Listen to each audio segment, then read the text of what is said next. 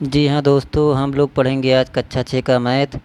कक्षा 6 के मैथ में आज इकाई 10 पढ़ेंगे, जो है लघुत्तम समापवर्तक एवं महत्तम समापवर्तक। देखिए, पहले हम सब अपवर्तक और अपवर्त के बारे में जान लेते हैं, फिर हम सब अभ्यास लगाएंगे, क्योंकि अभ्यास में इन्हीं का प्रयोग है। तो देखिए, अपवर्तक की परिभाषा है कोई संख्या जिन संख्याओं से पूरी पूरी विभाजित हो जाती है वह संख्याएं उस संख्या की अपवर्तक कहलाती है। जैसे देखिए उदाहरण के माध्यम से दिया है। देखिए कहा है, आइए अब अग्रलिखित सारणी में कुछ संख्याओं के अपवर्तक देखें और इनके माध्यम से अपवर्तक के कुछ रोचक तथ्यों पर विचार करें और निष्कर्ष निकालें। तो देखिए ये क्या संख्या दिया हुआ है, 2। यहाँ पे दिया है 2, तो 2 के अपवर्तक क्या हो जाएंगे, 1 और 2। 6 के अपवर्तक क्या हो जाएंगे, 1 2 3 6, क्योंकि 1 से कट जाएगा, 2 से भी 6 कट जाएगा, 3 से भी 6 कट जाएगा और 6 से भी 6 कट जाएगा। देखिए तीसरे में दिया है 15, तो देखिए 1 15 15 होता है, 3 पचे 15 होता है, 5 तियाँ 15 होता है, 15 एकम 15 होता है, यानी 15 से ये सब अपवर्तक कट जाएंगे। देखिए 69 दिया है, 69 किससे किससे कटेगा, 1 से कटेगा, 3 से कटेगा, 23 से कटेगा और 69 से कटेगा। उसके बाद देखिए दिया है 84, तो 84 ये संख्या है और जो ये सब दी हुई हैं ये अपवर्तक कहलाएंगी इस 84 संख्या की। अब देखिए निष्कर्ष क्या निकला है, हम देखते हैं कि एक प्रत्येक संख्या का अपवर्तक है। देखिए जो भी संख्या दी हुई है यहाँ पे, देखिए एक एक सब में आ रहा है, तो यानी एक प्रत्येक संख्या का अपवर्तक है, पहला हो गया। और दूसरा क्या कह रहा है कि प्रत्येक संख्या स्वयं का अपवर्तक होता है। मैंने देखिए 2 यहाँ पे दिया है तो 2 यहाँ पे दिया है, देखिए 6 यहाँ पे दिया है, 6 यहाँ पे दिया है, यानी जो संख्या होगा उसका अपवर्तक भी होगा। अब देखिए तीसरा क्या कह रहा है, किसी संख्या का प्रत्येक अपवर्तक उस संख्या का पूर्ण विभाजक है। इसका मतलब हो गया कि देखिए 84 दिया है, तो 84 में अगर 2 से भाग देंगे तो कट जाएगा, 3 से भाग देंगे तो भी कट जाएगा, 4 से भाग देंगे तो भी कट जाएगा।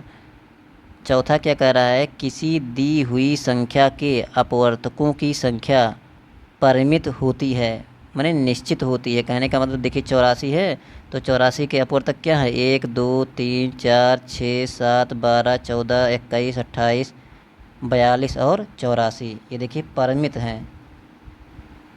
उसके बाद पांचवा क्या दिया हुआ है, किसी संख्या का प्रत्येक अपवर्तक उस संख्या से छोटा या उसके बराबर होता है।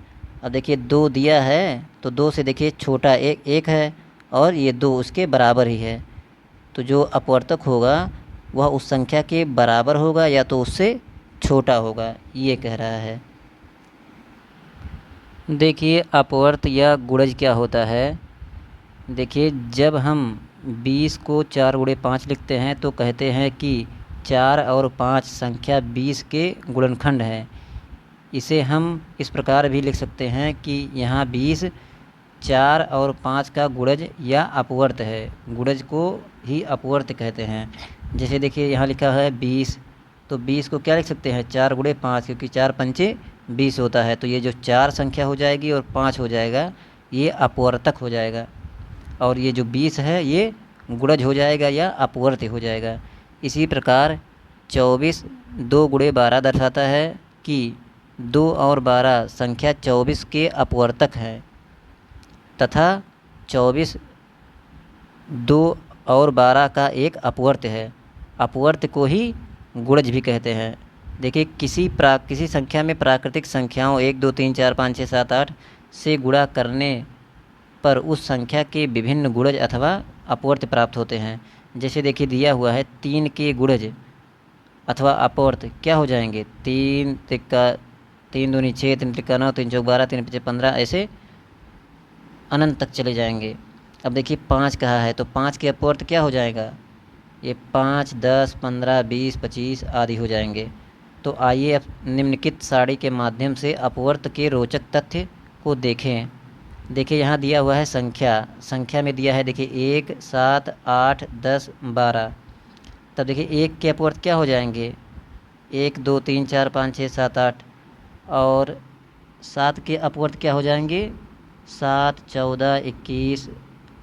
और 8 के अपवर्त क्या हो जाएंगे, 8 16 24 32। 10 के अपवर्त 10 20 30 40 50 60 ऐसे अनंत तक चले जाएंगे। और 12 के अपवर्त क्या हो जाएंगे, 12 24 36। देखिए निष्कर्ष क्या निकला इन सब से, हम देखते हैं कि कोई संख्या अपने प्रत्येक अपवर्तक या अपवर्त्य होती है। जो प्रत्येक संख्या होती है, जैसे देखिए एक यहाँ पे दिया है तो संख्या का क्या है, अपवर्त्य है एक भी। और देखिए दूसरा क्या कह रहा है, किसी संख्या का प्रत्येक अपवर्त्य उस संख्या से बड़ा या उसके बराबर होता है। अब देखिए यहाँ 7 दिया है, तो देखिए 7 से अपवर्त्य में क्या है, 7 या उसके बराबर है 7 के, या फिर उससे बड़ा है। देखिए 14 21 ये सब बड़े हैं ना 7 से। अब देखिए तीसरा क्या कह रहा है, किसी संख्या के अपवर्त्यों की संख्या परिमित अपरिमित होती है, मतलब इसका कोई निश्चित नहीं होता है। जैसे 12, देखिए 12 दिया है तो 12 का 24 36 और ऐसे चले जाएंगे अनंत तक। और देखिए क्या कह रहा है कि प्रत्येक संख्या स्वयं का अपवर्त्य होती है, ये तो हो गया पहले ही, ये भी कहा था।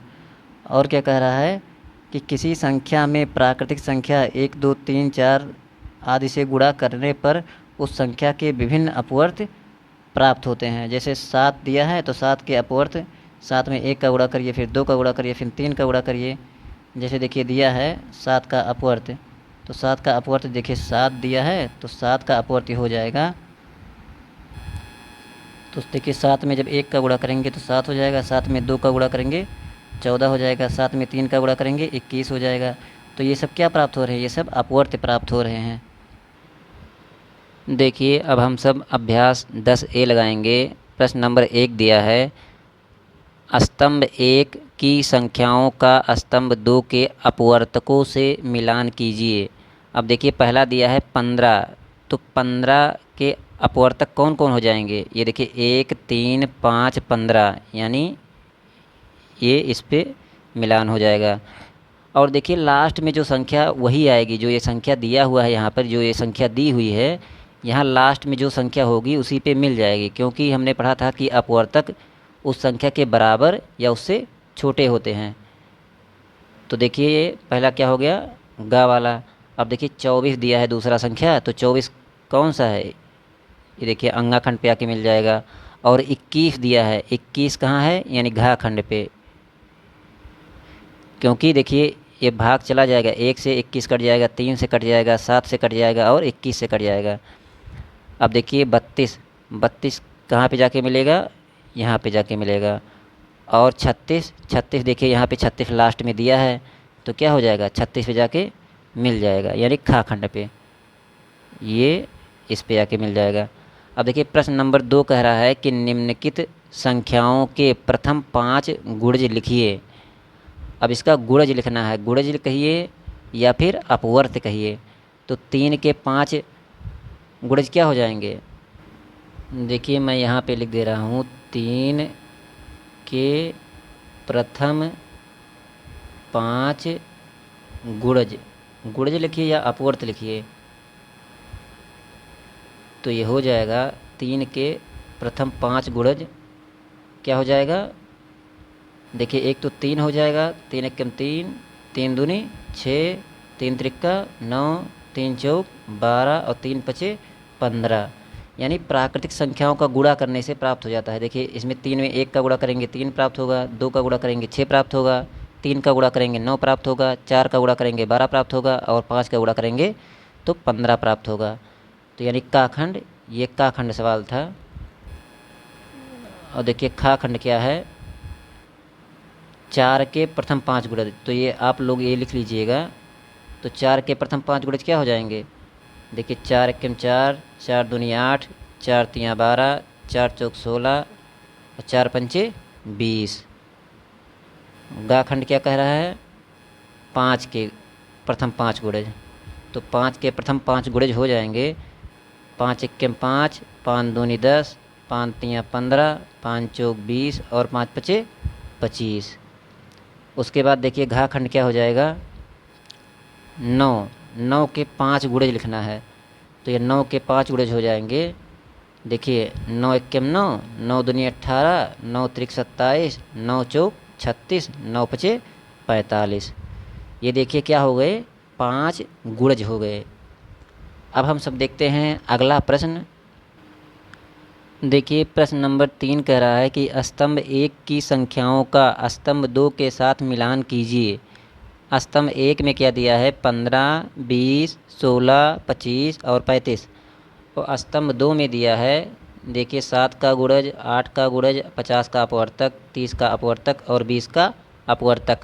अब देखिए हम स्तंभ 2 देखेंगे पहले, क्योंकि देखिए 7 का गुणज, तो 7 का गुणज यानी 7 का पहाड़ा पढ़िए कि इसमें से कोई आ जाए। तो 7 का पहाड़ा पढ़िए तो देखिए 7 पचे क्या होता है, 35 होता है, यानी 5वें का ये हो जाएगा। अब देखिए 8 का गुणज कह रहा है, तो 8 का पहाड़ा पढ़िए कि इसमें से कोई आ जाए। तो 8 दूनी 16 होता है, यानी ये तीसरे का क्या हो जाएगा, खा वाला। अब देखिए 50 का अपवर्तक, तो अपवर्तक क्या होता है, या तो उस संख्या के बराबर या उससे छोटा। अब 50 का अपवर्तक क्या हो जाएगा, ये कि 25 हो जाएगा। अब देखिए 30 का अपवर्तक क्या हो जाएगा, 15 हो जाएगा। और 20 का अपवर्तक क्या हो जाएगा, 20 हो जाएगा, क्योंकि उस संख्या के बराबर या उससे छोटा होगा। तो 20 से ये क्या है, 20 के बराबर ही है। अब देखिए प्रश्न नंबर 4 क्या कह रहा है कि 7 के सभी अपवर्त्य ज्ञात कीजिए जो 100 से कम हों। तो देखिए क्या लिखेंगे हम, 7 के सभी अपवर्त्य, अपवर्त लिखेंगे या इसी को क्या कहते हैं, गुणज भी कहते हैं। अपवर्त्य को ही गुणज कहते हैं, लेकिन कहा है 7 का अपवर्त्य लिखेंगे लेकिन 100 से कम। तो 100 से कम 7 का पहाड़ा पढ़ते जाइए। देखिए 7 हो जाएगा, 7 दूनी 14, 7 तिरिक 21, 7 चौक 28, 7 पचे 35, 7 छक 42, 7 फते 49, 7 8 56, 7 नवा 63, 7 दहाइम 70, फिर 7 जोड़ेंगे 77, 77 और 7 84, और उसके बाद 7 जोड़ेंगे 91, फिर उसके बाद 7 जोड़ेंगे तो 98, और 98 तक ही रहेगा, क्योंकि कहा है कि 100 से कम हो। तो यानी 100 से कम हो गए 7 के सभी अपवर्त। देखिए प्रश्न नंबर 5 कह रहा है कि 496 के सभी अपवर्तकों को लिखिए और दिखाइए कि यह एक संपूर्ण संख्या है। तो देखिए पहले हम सब 496 के अपवर्तकों को निकालते हैं। कैसे निकालेंगे, इसका गुणनखंड करेंगे। देखिए कैसे, देखिए पहले इसको काटेंगे 2 से। तो देखिए 2 दूनी 4, 2 चौक 8 एक हासिल हो गया, और 2 8 16 हो गया। फिर 2 से काटेंगे तो 2 एकम 2, 2 दूनी 4, 2 चौक 8 ये कट गया। फिर 2 से काटेंगे तो 2 छक 12, 2 दूनी 4 ये कट गया। फिर 2 से काटेंगे तो 2 तियाँ 6, 2 एकन्यम 2। उसके बाद अब देखिए 31 से डायरेक्ट कट जाएगा। देखिए 31 से कन्यम 31। पहले ऐसे लिखेंगे, तो यानी इसके अपवर्तक अब कैसे निकालेंगे, लिखेंगे 496 के सभी अपवर्तक। तो 496 के सभी अपवर्तक क्या हो जाएंगे, देखिए पहले क्या हो जाएगा, पहले तो हो जाएगा 1, उसके बाद क्या हो जाएगा 2, और देखिए इसका गुणनखंड पर लिख लेते हैं 2 गुणे 2 गुणे 2 गुणे 2 गुणे 31। तो देखिए पहले 1 हो गया और 2 हो गया, उसके बाद क्या हो जाएगा, उसके बाद हो जाएगा 4। देखिए 2 दूनी क्या होगा, ये 4 हो जाएगा। उसके बाद 2 दूनी 4 दूनी 8 हो जाएगा। उसके बाद 2 दूनी 4 दूनी 8 दूनी 16, और 16 के बाद क्या हो जाएगा, हो जाएगा 31, 31 हो जाएगा। और उसके बाद में देखिए ये सब सारे लिख देंगे ऐसे हम। 31 हो जाएगा, उसके बाद 62 हो जाएगा, उसके बाद 124, उसके बाद 248, और उसके बाद में 496, यानी 496 के सभी अपवर्तक 1, 2, 4, 8, 16, 31, 62, 124, 248 और 496 हो जाएगा। अब देखिए, हमें सिद्ध करना था, दिखाना था कि यह एक संपूर्ण संख्या है। तो संपूर्ण संख्या ज्ञात करने के लिए क्या करते हैं, पहले हम सभी अपवर्तकों को जोड़ेंगे और उसके बाद में क्या करेंगे, जोड़ने के बाद देखिए हम सब पहले उदाहरण के माध्यम से होते हैं। देखिए मान लीजिए 6 दिया है, तो 6 के अपवर्तक क्या हो जाएंगे, 1, 2, 3 और 6, और इन सबको अगर हम जोड़ देते हैं, देखिए 1, 2 + 3 + 6, तो ये जोड़ने पर क्या प्राप्त हो रहा है, देखिए 1 और 2 3 और 3 6 और 6 12, यानी 12 आ जा रहा है। यानी ये 6 का क्या है, दुगना है। यदि यानी 6 का अगर दुगना आ गया, यानी 6 क्या है, एक संपूर्ण संख्या है। उसी प्रकार 496 को हम देखेंगे, तो देखिए यहाँ पे लिख देंगे संख्या कितना दिया है, 496, और अपवर्तकों का यहाँ लिखेंगे कि अपवर्तक का योगफल। यहाँ अपवर्तकों लिख दें क्योंकि बहुत सारे अपवर्तकों का योगफल। अब इन सबको हम जोड़ देते हैं। तो ये जब आप लोग जोड़ लीजिएगा, ये जोड़ेंगे तो आ जाएगा 992, ये आ जाएगा 992। तो ये जो 496 का क्या है, ये दुगना है। इन सबको जोड़ लीजिएगा आप लोग, ऐसे लिख के देखिए कैसे, ऐसे 496, उसके बाद में 248, उसके बाद में 124, 62, 31, 16, 8, 4, 2, 1, इन सबको जोड़ेंगे तो 992 आएगा। तो यहाँ 992 देखिए आ गया है, यानी 496 का दुगना है। कैसे, देखिए 496 का ये हम गुणा करके देख लेते हैं। 496 गुणे 2, देखिए 2 छक 12 के 2, 2 9 18, 18 और 1 19, देखिए 2 चौक 8 और 1 हासिल 9, यानी 992, यानी 496 का दुगना है। तो हम सब क्या लिखेंगे, तो यहाँ हम सब लिखेंगे कि संख्या 496 के सभी अपवर्तकों का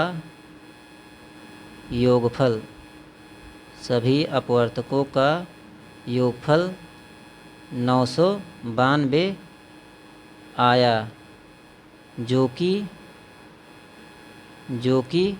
496 का 2 गुना है। अतः यहाँ लिख देंगे, अतः 496 एक संपूर्ण संख्या है। 496 एक संपूर्ण संख्या है। ये देखिए सिद्ध हो गया। अब देखिए प्रश्न नंबर 6 क्या कह रहा है कि रिक्त स्थानों की पूर्ति कीजिए। पहला क्या है, प्रत्येक संख्या यहाँ भरा जाएगा स्वयं की अपवर्तक होती है। और देखिए दूसरा क्या हो जाएगा, प्रत्येक संख्या का पूर्ण विभाजक उसका अपवर्तक ही होता है। यहाँ भी भरा जाएगा अपवर्तक। अब तीसरा क्या कह रहा है, किसी संख्या का प्रत्येक अपवर्तक उस संख्या से छोटा, देखिए क्या होता है अपवर्तक, छोटा या उसके बराबर होता है। और अगला क्या है, प्रत्येक संख्या अपने अपवर्त का एक अपवर्त होती है। तो यहाँ पे क्या भरा जाएगा, अपवर्तक। अब देखिए कह रहा है कि 78 के अपवर्तक हैं, क्या क्या हो जाएगा। तो देखिए पहले हम सब निकालेंगे कैसे, देखिए पहले हम सब 78 लिखेंगे और इसका गुणनखंड करेंगे। देखिए कैसे, 2 2 तियाँ 6, 2 9 18, फिर 3 से काटेंगे, 3 1 3, 3 3 9, फिर 13 से काटेंगे, 13 कन्यम 13, तो इसके अपवर्त जो हो जाएंगे, एक तो 1 होगा, उसके बाद 2 होगा, उसके बाद देखिए 2 तियाँ 6 होगा, और उसके बाद में एक ये 13 होगा, और देखिए 13 दूनी क्या होगा, 26 भी होगा, यानी 26 भी होगा। और उसके बाद में, उसके बाद इससे बड़ा क्या है, देखिए 39 है और 78 है, तो यहाँ लिखेंगे 39 और उसके बाद 78, यानी 78 के अपवर्तक 1 2 6 13 26 39 और 78 होंगे। तो जी हाँ दोस्तों, हमारा अभ्यास यहीं 10 कंप्लीट होता है।